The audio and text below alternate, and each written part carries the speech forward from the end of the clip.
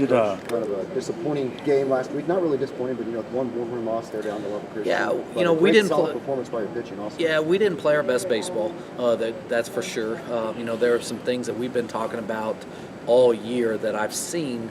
And you didn't see them as much just because of some of the scores of some of the games. But I talked to our guys over and over about, being able to execute, move a base runner with less than 2 outs, runner at third base, or we got a couple leadoff doubles and wasn't able to move them over and score them in that game that you really saw. So it was actually a good learning experience for our guys because it's stuff that we've been talking about over and over. After all our weekend series that we wasn't doing a very good job of executing offensively.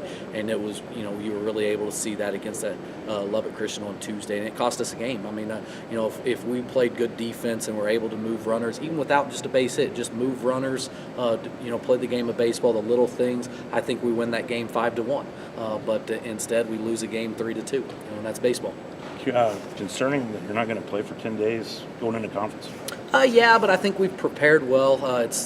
After that game, we were able to see the things that we've been talking about, for the last, 3 or 4 weeks. We were able to see those things and work on them in practice a lot. I thought we had a really good week of practice last week after the loss. Guys kind of bought in a little bit more and were able to see the little things, how important they are. When you get into the Lone Star Athletic Conference and some of these tough games, every game is going to be decided between 1 and 2 runs. You mentioned the inability to do the little things and move runners over. How much of that is guys getting spoiled by scoring 20 runs a game, in the series leading up to that? Yeah, I think it's a little bit of that, and then it's just, a little bit of just not buying in completely to, giving up yourself with 2 strikes and not worrying about getting a base hit. A lot of those times, in those situations, we didn't need a base hit to score a run. We just need to put the baseball in play or, play pepper with the second baseman, when you're down in a count and stuff. So just giving up yourself, and I think that's just buying into the team mentality. And I think our guys have tried to do that, but it's hard when you're sometimes beating teams as bad as what you are to buy in all the way. So I think they see that now and see how important it is. Got your pitching set for the weekend? I know Marshall probably goes Friday.